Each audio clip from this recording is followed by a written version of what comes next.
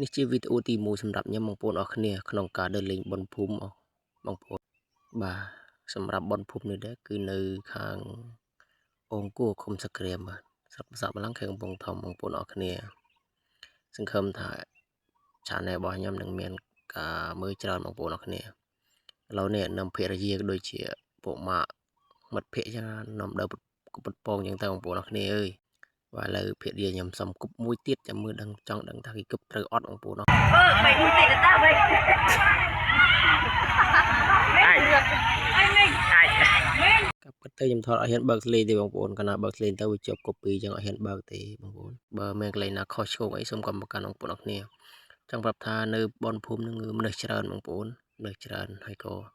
ស្បាយផងដែរបងប្អូនមើលបាសឃើញថាភ្លើងបាសហ្នឹងគឺចង់រំរងបងប្អូនហើយពេលទៅចាក់បាសក៏អេមដែរបងប្អូនត្រូវចិត្តហ្មងបងប្អូនអរគ្នាគឺថាស្បាយបងប្អូនគឺយប់ទី2ចង់បញ្ចប់ការពិតបនហ្នឹងតាំងពីថ្ងៃទី3ខែកុម្ភៈម្លេះឥឡូវខ្ញុំទប់ទៅយកផុសចឹងណាបងប្អូនអរគ្នាមានមនុស្សរំក៏ច្រើនបងប្អូនអរគ្នាមានទាំងក្មេងទាំងចាស់ទាំងអីចឹងណាបងប្អូនបាទឃើញភ្លើងបាសគឺចង់រំរយបងប្អូនអ្នកចាក់បាសនឹងអេហ្មងចាក់បាសត្រូវចិត្តត្រូវអារម្មណ៍បងប្អូនអ្នករំរយមនុស្សច្រើនបងប្អូនតែខ្ញុំវិញដើរតឡក់យោងភ្នែករួចទេបងប្អូនអើយចង់ធ្លាក់ភ្នែកបាត់ហើយបងប្អូនដោយសារយើងដាក់ជ្រុលតិចចឹងណាបងប្អូនអរគ្នាបាទបន្ទាប់ពីគប់ពងរួចក៏យើងនាំគ្នាដើរមើលគេចឹងណាបងប្អូនបាទដើរមើលគេរំដើរមើលគេអីចឹងទៅបាទបងប្អូនអរគ្នាហើយបងប្អូននៅក្នុងភូមិនឹងគឺជួយចិត្តសប្បាយបងប្អូនអរគ្នានេះមើលមុខបងប្អូនអើយ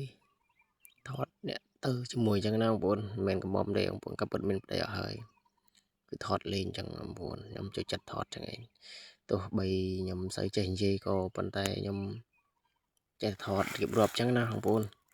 បើសិនបាននេះបានឃើញកុំប្រកាន់អស់គ្នាដោយសារខ្ញុំមិនជាអ្នកអីធម្មតាមានអីអស្ចារ្យទេខ្ញុំក៏សាកសតថតសាកមើលថតលេងចឹងបងប្អូនអរគ្នាខ្ញុំមិនជាអាជីពទេបងប្អូនឥឡូវថតជាប់អ្នកមកជាមួយចឹងអ្នកភូមិជាមួយចឹងថា Hello សុំ selfie មួយចឹងខ្ញុំមើលធ្វើមកសុំលុយមិនបានចាយពិតផ្លេលីទេបងប្អូនអើយ